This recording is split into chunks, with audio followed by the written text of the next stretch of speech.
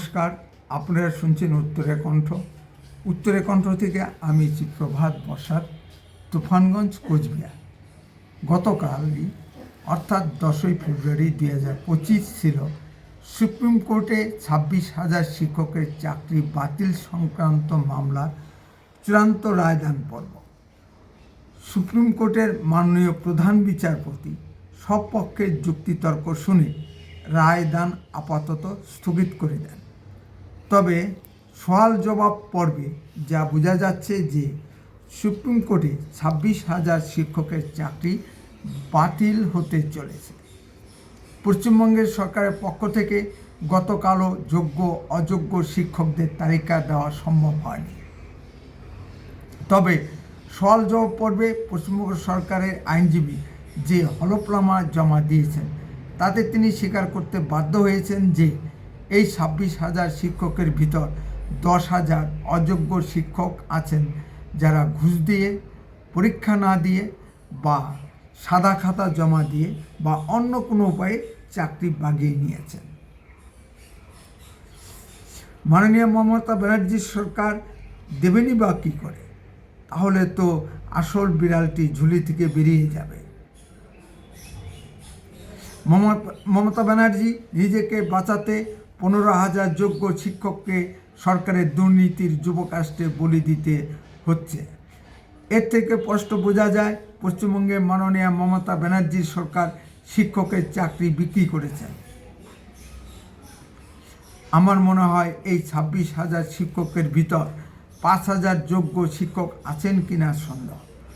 শিক্ষামন্ত্রী সহ রাজ্য শিক্ষা দপ্তরের দায়িত্বপ্রাপ্ত সকল আমলা আজ জেলে ঘানি টানছে। তবুও মাননীয় মমতা ব্যানার্জির লজ্জা নেই। তিনি এখনও বলে চলেছেন আগামী 26-এর বিধানসভা নির্বাচনে তৃণমূল 2/3 সংখ্যাগরিষ্ঠতা নিয়ে পুনরায় ক্ষমতায় আসবে। সুতরাং শুধু মমতা ব্যানার্জিকেই বা বলবো কেন? হিন্দু বাঙালিদের কি কোনো লজ্জা আছে? হিন্দু বাঙালিদের লজ্জা থাকবেই বা কেন? তাদের ঘরের লক্ষ্মীরা তো মাসে 500,000 টাকা করে লক্ষ্মীর ভাণ্ডার পায়। ঘুরুক না তাদের ঘরে শিক্ষিত বেকার ছেলেমেয়েরা চাকরির জন্য রাস্তায় রাস্তায় ফ্যাঁ করে। রাস্তায় রাস্তায় ঘুরলেও তো তাদের কিছু ব্যায়াম হয়। এই ধরনের মনোভাব নিদেন পক্ষে রাস্তায় ঢপের চপের দোকান খুলুক। হিন্দু বাঙালির চৈতন্য যে কবে হবে তাই এখন দেখার। এখন আবার মমতা ব্যানার্জির সরকার চূড়ান্ত রায়দান পর্বকে গুবলেট করতে এসএসসিকে দিয়ে নতুন নাটক ফাঁদার চেষ্টা করছেন। এখনও নাকি আরও তথ্য প্রমাণ পেশ করার বাকি আছে। নতুন করে তথ্য প্রমাণ পেশের জন্য সময় চেয়েছেন। হাইকোর্টে বা সুপ্রিম কোর্টে এত বছর ধরে মামলা চলছে, এত হিয়ারিং হলো, কেন এই সময়ের মধ্যে সকল তথ্য প্রমাণ পেশ করা গেল না? এর কোনো জবাব এসএসসির আইনজীবী দিতে পারেননি। তবুও আগামী সোমবারের ভিতর সকল তথ্য প্রমাণ পেশের নির্দেশ দিয়েছেন সুপ্রিম কোর্টের মাননীয় প্রধান বিচারপতি।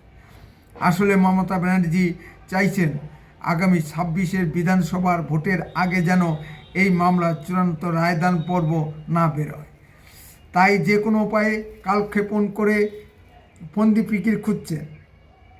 এদিকে আবার কোচবিহারে সেই বিখ্যাত পরেশ অধিকারী মেয়ে ববিতা অধিকারী, যিনি দুর্নীতি করে চাকরি পেয়েছিলেন এবং কোর্টের দুর্নীতি প্রমাণিত হওয়াতে চাকরিটি চলে গেছে, বেতনের সব টাকা সুদ সমেত ফেরত দিয়েছেন, নতুন করে সুপ্রিম কোর্টে আবেদন করতে গিয়েছেন যাতে মামলাটি চূড়ান্ত রায়দান পর্ব বিলম্ব ঘটানো যায়।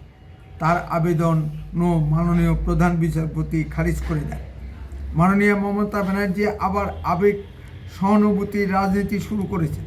26,000 শিক্ষকের চাকরি বাতিল করা হলে পশ্চিমবঙ্গের শিক্ষা ব্যবস্থা ভেঙে পড়বে, এতগুলো পরিবারের কি হবে ইত্যাদি। এখন প্রশ্ন হচ্ছে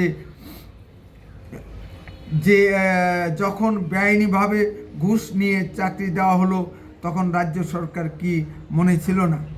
বেআইনিভাবে নিযুক্ত শিক্ষকদের প্রতি কেন সহানুভূতি আবদার করা হচ্ছে? যাতে চূড়ান্ত রায় বের না হয় তার জন্য আরও অনেক নাটক মঞ্চস্থ হতে দেখা যাবে। ঠিক যেমন সিভিক পুলিশদের ক্ষেত্রে যা হয়েছিল এবং যেভাবে তাদের চাকরি বাঁচানো হয়েছে, সেই রাস্তায় কি নিচ্ছেন মাননীয় মুখ্যমন্ত্রী শ্রীমতী মমতা ব্যানার্জি। এদিকে পশ্চিমবঙ্গের স্কুলগুলি শিক্ষক শূন্য হয়ে গেছে। আমি কুচবিহারের গ্রামাঞ্চলে এমনই স্কুলের কথা জানি যেখানে 1500 ছাত্র পিছু মাত্র 3 জন শিক্ষক আছে। সেখানে লেখাপড়া কী হয় তা বলার অপেক্ষা রাখে না। কিছু কিছু ক্ষেত্রে প্যারা টিচার বা পার্ট টাইম টিচারদের দিয়ে কাজ চালানো হচ্ছে। আমি যে বিদ্যালয়ে কাজ করতাম সেখানে আমার আমলে 10 জন অঙ্কের শিক্ষক, 3 জন করে ফিজিক্স, কেমিস্ট্রি, বায়োলজি শিক্ষক ছিলেন। এখন 1 জন করে শিক্ষক আছেন কিনা সন্দেহ। সম্মানিত দর্শক, আপনারা বুঝতে পারছেন কি পড়াশোনা হচ্ছে। গতকালই আমার এক প্রাক্তন মুসলিম ছাত্রের সঙ্গে রাস্তায় দেখা। সে বলল, সরস্বতী পূজার দিন সন্ধ্যায় বিদ্যালয়ে গিয়েছিলাম, দেখলাম বিদ্যালয়ের গেটে 3 জন রাইফেলধারী পুলিশ দাঁড়িয়ে আছে। আমাদের আমলে আমরাই তো সরস্বতী পূজা করতাম। মুসলিম হিসাবে সরস্বতী পূজায় চাঁদা দিতে বাধা দেয়নি। সরস্বতী পূজার দিন একটুখানি দুষ্টমিও করতাম, নারকেল চুরি করে খেতাম, পূজার প্রসাদ চুরি করে খেতাম, কিন্তু তখন তো পুলিশ ডাকতে হয়নি। এখন পুলিশ দিয়ে সরস্বতী পুজো করতে হচ্ছে, এটা আমাদের জন্য লজ্জা। এ ধরনের অনুভূতি অনেক মুসলিম ছাত্রের। মাননীয় মমতা ব্যানার্জি আগামী 2025-26 অর্থবর্ষের জন্য রাজ্য বিধানসভায় বাজেট পেশ করেছেন। সেখানে দেখা যাচ্ছে 600টি নতুন মাদ্রাসা খোলার জন্য প্রস্তাব রাখা হয়েছে এবং মাদ্রাসার জন্য বাজেট বরাদ্দ করা হয়েছে 5,602 কোটি টাকা। অর্থাৎ মাননীয় মমতা ব্যানার্জি পশ্চিমবঙ্গকে পশ্চিম বাংলাদেশ বানাতে চাইছে। কারণ সেই 30% মুসলিম ভোট, 30% মুসলিম ভোটের জন্য মাননীয় মমতা ব্যানার্জি যা ইচ্ছা তাই করতে পারেন। পশ্চিমবঙ্গের বাজেট দেখে বোঝার উপায় নেই যে এটা পশ্চিমবঙ্গের বাজেট না ডক্টর মোহাম্মদ ইউনূসের বাজেট। এক সময় পশ্চিমবঙ্গের প্রাক্তন মুখ্যমন্ত্রী শ্রী বুদ্ধদেব ভট্টাচার্য বলেছিলেন, মাদ্রাসাগুলি হলো জঙ্গি তৈরির কারখানা। পশ্চিমবঙ্গের মাদ্রাসাগুলো থেকে জঙ্গি তৈরি করে সারা ভারতবর্ষে সাপ্লাই দেওয়া হয়। তাই দেখা যায় কাশ্মীর থেকে পুলিশ এসে পশ্চিমবঙ্গ থেকে জঙ্গি ধরে নিয়ে যায়, আসাম থেকে পুলিশ এসে জঙ্গি ধরে নিয়ে যায়।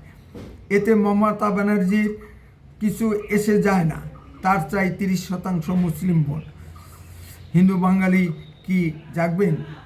এখনই উচিত নয় কি মমতা ব্যানার্জি সরকারকে বঙ্গোপসাগরের জলে ভাসিয়ে দেওয়ার? চোর তৃণমূলকে না তাড়ালে পশ্চিমবঙ্গের শান্তি, সমৃদ্ধি ও কর্মসংস্থান অর্থাৎ নতুন করে চাকরি সম্ভব নয়। এই জাতাকলে পড়ে পশ্চিমবঙ্গের একটি প্রজন্মের ভবিষ্যৎ শেষ হয়ে গেল। শিক্ষক হিসেবে এখন আর কাউকে বলতে সাহস পাই না ভালো করে পড়াশোনা করার কথা বলতে, কারণ বিপরীত প্রশ্ন যদি আসে তার উত্তর কি আমার কাছে আছে? আপনারা কি বলবেন সম্মানীয় দর্শক? উত্তরের কণ্ঠ সর্বদাই বাস্তব ও সত্য কথা বলে। আরও এ ধরনের ভিডিও পেতে দয়া করে এক্ষুনি চ্যানেলটিকে সাবস্ক্রাইব করুন। আপনার মূল্যবান মতামত কমেন্টে লিখুন, বেশি বেশি করে লাইক শেয়ার করে সবাইকে দেখার সুযোগ করে দিন। ভিডিওটি যদি ভালো লেগে থাকে তাহলে অন্ততপক্ষে 10 জনের সঙ্গে শেয়ার করুন। উত্তরের কণ্ঠ দেশের কথা বলে, দশের কথা বলে। আপনারা চোখ রাখুন উত্তরের কণ্ঠের পর্দায়। বন্দে মাতরম, ভারত মাতা কি জয়।